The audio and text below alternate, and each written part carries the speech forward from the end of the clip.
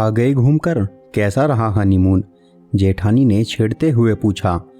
अच्छा ही रहा होगा भाई, हवाई जहाज में गई, महंगी होटल में ठहरी, और क्या चाहिए। ऐसा हनीमून तो उसकी 7 पुश्तों में किसी का नहीं हुआ होगा। दरवाजे से ही शुरू हो गई सासू माँ। चारू ने पैर छुए और चुपचाप अंदर चली गई। चारू रुको तो, ये प्रसाद देना बाकी था।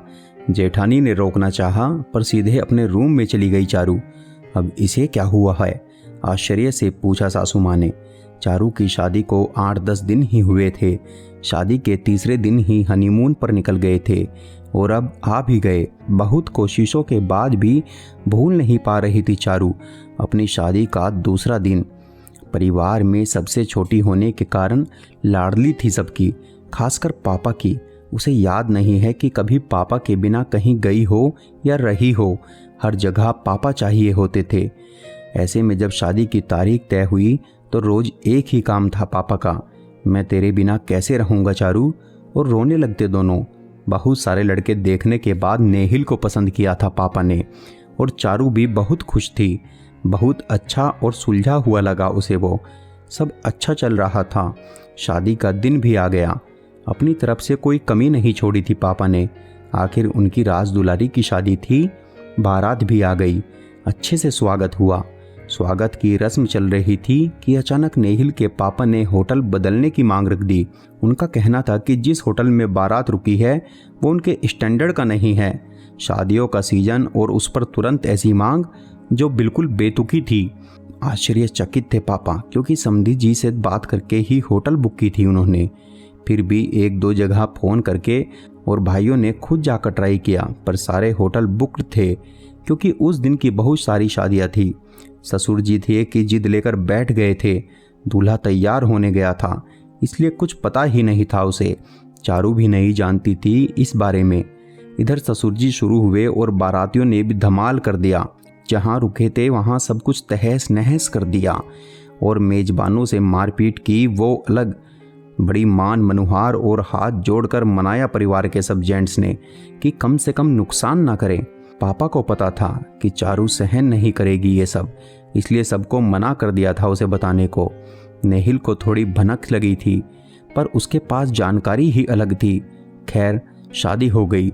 ससुराल में भी कोई कुछ नहीं बोला चारू से। हनीमून पर जाना था और थोड़ा सामान मायके में पड़ा था, इसलिए पापा को फ़ोन कर दिया चारू ने सामान लेकर आने के लिए। पापा आए। चारू ऊपर अपने रूम में तैयारी कर रही थी। उसे पता नहीं था कि पापा आ गए। अचानक जोर जोर से बोलने और गालियों की आवाज़ आने लगी नीचे से। एक बार के लिए तो लगा कि कोई होगा रोड पर। इतने में जेठानी दौड़ते हुए आई। जल्दी नीचे आ जा चारू, वरना ये लोग नोच खाएंगे अंकल जी को। कुछ पूछ पाती इससे पहले हाथ खींचकर ले गई जेठानी।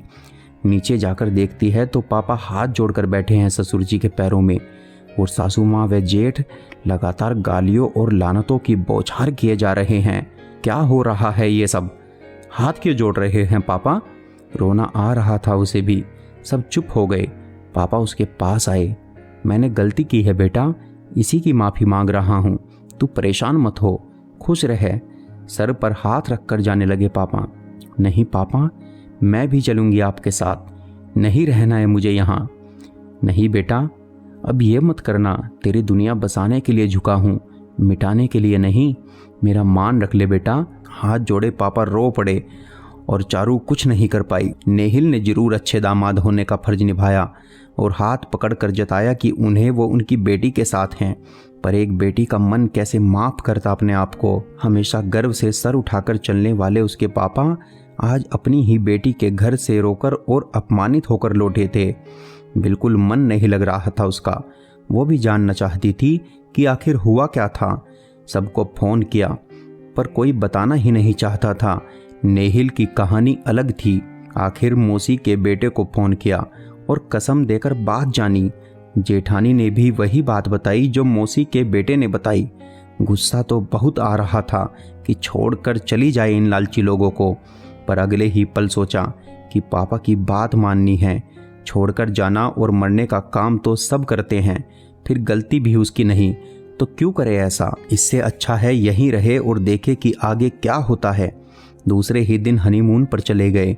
सब कुछ अच्छा था, पर पापा का वो चेहरा हट ही नहीं रहा था उसके सामने से।